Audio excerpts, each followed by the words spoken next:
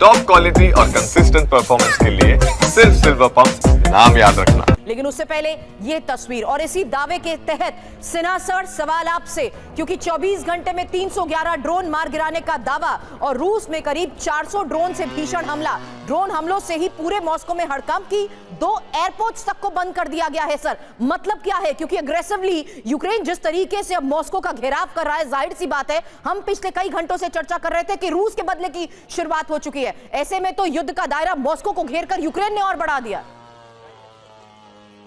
जय हिंद सुरभि, दीपक वोरा सर हैं। जय हिंद सर। देखिए सुरभि, जो हम लोग जो देख रहे हैं 3.5 ईयर्स से भी ज्यादा का समय, और जो खास करके आप अभी रिट्रीब्यूशन देख रहे हैं जिसमें रशिया ने मेजर ऑफेंसिव लॉन्च कर रखा है। आपने ही कवर किया है लगातार, सुमी के ऊपर में, खार्किव के ऊपर में, अभी आपने सब पैक्रोवस्क की बात की, उस इलाके से होकर के, और उनको काफी सफलताएं हैं। मगर जो अभी आप कह रही हैं कि रशिया के अंदर में खास करके 1 जून का 1.5 साल से जो स्पाइडर वेब का जो इनका हमला था, मैं भी इसमें बहुत सरप्राइज था।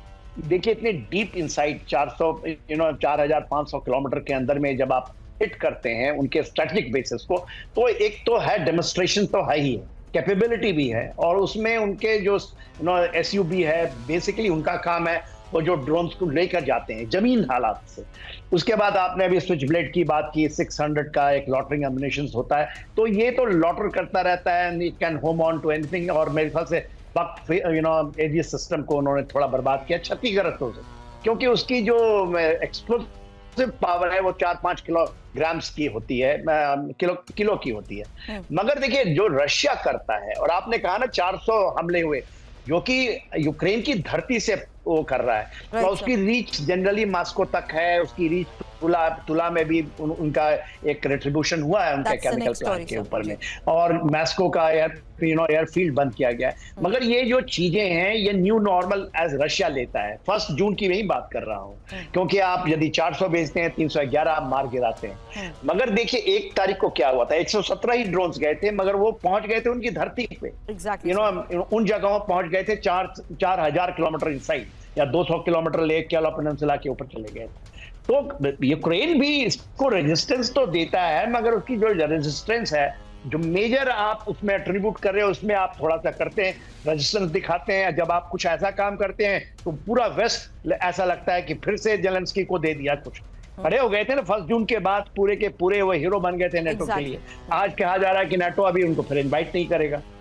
जो चीजें हैं, और खास करके यूक्रेन जो ब्रिटेन है, उसमें बोरिस जॉनसन ने शुरू किया था, सुनाक ने उसको, स्टैमर साहब, उसके बारे में भी आगे सर खबरें हैं, इस बारे में भी आपसे आगे सवाल करूंगी और जरूर जानूंगी, क्योंकि उससे पहले आपने तुला का जिक्र किया और यूक्रेनी हमलों से कैसे रूस का तुला दहला। अगली बड़ी खबर, और ये एजोट केमिकल प्लांट पर भीषण ड्रोन हमले को लेकर बड़ी खबर आई है। तुला के शहरी इलाकों में 8 से ज्यादा विस्फोट हुए हैं। हमलों से केमिकल प्लांट में लगी भीषण आग। धमाकों के बाद कलुगा एयरपोर्ट से उड़ानों पर बैन। एक और स्ट्रैटेजिकल इंपॉर्टेंस रखती है वो लोकेशन जिस पर हमले को अंजाम दिया गया है, एजोट केमिकल प्लांट पर। अब यूक्रेन ने तबाह किया रूस का Su-35 फाइटर जेट। एक और बड़ी खबर है, और ये कुर्स्क में Su-35 फाइटर जेट मार गिराने का दावा किया गया है। यूक्रेनी ठिकानों पर हमले के दौरान Su-35 तबाह हुआ। जंग शुरू होने के बाद यूक्रेन ने मार गिराए हैं 413 विमान। अब यूक्रेनी सेना ने यह बड़ा दावा किया है, जहां कुर्स्क में Su-35 को मार गिराया है।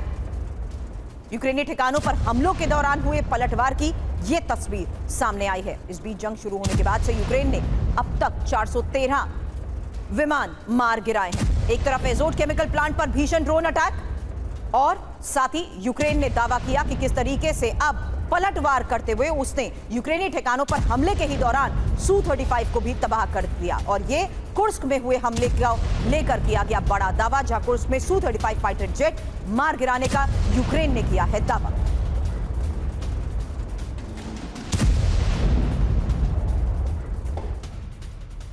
और जर्मन एयर डिफेंस का रूस पर विनाशक प्रहार। IRIS-T डिफेंस सिस्टम ने मार गिराई रूसी मिसाइल। 30 सेकंड में 8 रूसी मिसाइलों को नष्ट करने का यह दावा। पश्चिमी यूक्रेन में सैन्य बेस पर हमला नाकाम किया। पूरे यूक्रेन में एयर डिफेंस शील्ड जेलेंस्की चाहते हैं। और इसी खबर के बाद दीपक वोरा सर सवाल आपसे करूंगी, क्योंकि एक और बहुत बड़ी खबर सामने आई है। ना सिर्फ यूक्रेन लगातार रूस को बहुत सही और सटीक हमलों के तहत बड़ा दावा कर रहा है, लेकिन अब ये एक और बड़ी खबर है जहां जर्मन एयर डिफेंस का रूस पर यह विनाशक प्रहार माना जा रहा है और 30 सेकंड में 8 रूसी मिसाइलों को नष्ट कर दिया गया है। हालांकि 30 सेकंड में 8 रूसी मिसाइलों को नष्ट करने का यह दावा है क्या?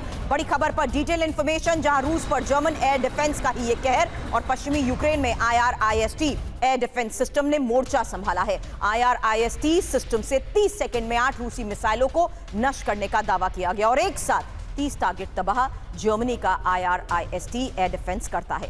कुर्स्क में Su-35 फाइटर जेट मार गिराने का दावा। यूक्रेन के पास पैट्रियट बुक M1 सिस्टम और NASAMS सिस्टम पहले से ही मौजूद है और पूरे यूक्रेन में अमेरिका के 25 पैट्रियट मिसाइल सिस्टम लगाना अब ज़ेलेंस्की चाहते हैं। लेकिन ज़ेलेंस्की जिस तरीके से अब स्ट्रैटेजिकली घेराव रूस का कर रहे हैं सर, ये बड़ी चेतावनी वेस्ट की तरफ से जो दी गई थी, क्या उसी को एग्जीक्यूट करते हुए, अमल करते हुए ज़ेलेंस्की नजर आ रहे हैं?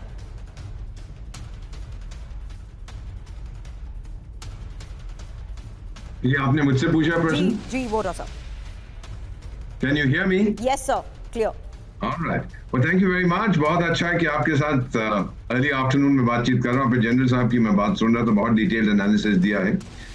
आपने ये प्रश्न पूछा है कि अब क्या हो रहा है, is that it? Yes sir, because अब जो सहयोग वेस्ट से मिल रहा था, उसी सहयोग के बलबूते ना सिर्फ सीधे मॉस्को को टारगेट किया जा रहा है, बल्कि बड़े हमलों को यूक्रेन ने अब अंजाम दिया है। ये आपने शुरू में ही बताया था बेटा कि इट इज नो लॉन्गर रूस वर्सेस यूक्रेन। नहीं तो यूक्रेन का कोई व्यक्तित्व, यूक्रेन की कोई ताकत नहीं थी रूस के बरखिलाफ। अब तो जो बार बार रूसी लीडर्स कह रहे हैं अब हम भिड़ रहे हैं नेटो के साथ, और अगर अमेरिका डायरेक्टली इन्वॉल्व नहीं है तो जर्मनी 100% इन्वॉल्व है, ब्रिटेन और फ्रांस ये पूरी तरह से पिस्सू देश जो है जहां मैं राजदूत होता था, लिथुआनिया भी बीच में पहुंच गया है, पोलैंड भी पहुंच गया है, फिनलैंड भी कुछ ना कुछ कर रहा है वहां पे। तो ये सब देख रहे हैं, इनको बताया जा रहा है अनऑफिशियली आप यूक्रेन की मदद करिए जितनी आप कर सकते हो, क्योंकि नहीं तो अगर रूस यूक्रेन को खा जाएगा फिर आप लोग अगले लाइन पे आपका शिकार होगा। आपने अभी एज़ोव कॉम्प्लेक्स, मेटलर्जिकल कॉम्प्लेक्स की बात की। आपको याद होगा 2022 में जब जंग शुरू हुआ था तो एज़ोव मेटलर्जिकल कॉम्प्लेक्स में वो अज़ोव बटालियन के लोग छुपे हुए थे और ये भी कहा जाता है कि वहाँ तरह तरह के विदेशी साइंटिस्ट भी काम कर रहे थे। कुछ कहते हैं कि वो जो पैथोजेंस होते हैं, जो चीन पे भी आरोप लगाया गया था किस तरह से वायरस को और मजबूत किया जाए और शक्तिशाली किया जाए, वहां पे किया जा रहा था। ये घुस गए थे और फ्रांस के इंटेलिजेंस चीफ को निकाल दिया था क्योंकि वो बचा नहीं पाया। उसके साइंटिस्ट एज़ोव मेटलर्जिकल कॉम्प्लेक्स में घुस काम कर रहे थे। तो ये एज़ोव के अंदर मैम इसका बड़ा दिलचस्प इतिहास है।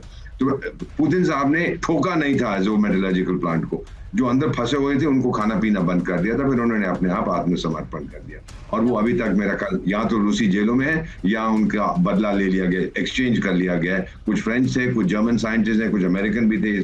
ये तो होता ना मैम, फॉग ऑफ वॉर कोई बताता नहीं है। सो ये मेरा मानना है कि अगर एज़ोव पे हमला किया जा रहा है क्योंकि वहां पर अब रूस काफी काम कर रहा है, तो ये बताने के लिए कि हम वहां तक भी पहुंच सकते हैं। अब मेरा मानना है क्लियरली यूक्रेन अब अपना जंग नहीं लड़ रहा, ना उसके पास अपने लोग हैं लड़ने के लिए। वो तो कह रहा है मुझे फ्रेंच ट्रूप चाहिए, ये चाहिए, वो चाहिए, उसके पास लोग नहीं है। अब जो है वो ज्यादा टेक्नोलॉजी पे रिलाई कर रहा है, ना कि सोल्जर्स पे, क्योंकि सोल्जर्स उसके खत्म हो गए। सो ये नया फेज आ गया इस जंग में और रूस भी जितना टेक्नोलॉजिकल जवाब दे सके वो जरूर देगा। We are at a dangerous point, एक टर्निंग पॉइंट है, लेकिन ये बहुत खतरनाक है। और अगर रूस के एग्जिस्टेंस को खतरा हुआ, पुतिन कई बार कह चुका है, लावरोव कह चुके हैं, मेदवेदेव कह चुके हैं, फिर हमें ब्रह्मास्त्र का प्रयोग करना पड़ेगा। ब्रह्मास्त्र गिरेगा यूक्रेन पर और ये बाकी यूरोपियन देश फिर खराटे भर के सो जाएंगे क्योंकि कोई पंगा नहीं लेगा। नोबडी वांट्स कि न्यूक्लियर आर्म्ड रशिया के साथ न्यूक्लियर आर्म्ड। सो फार अभी तक वेस्ट से मिले सपोर्ट और यूरोप से मिले सपोर्ट के बलबूते यूक्रेन, ज़ेलेंस्की ये बता पाए हैं कि ये वो सिर्फ यूक्रेन की लड़ाई नहीं रही बल्कि यूरोप की लड़ाई भी लड़ रहे हैं।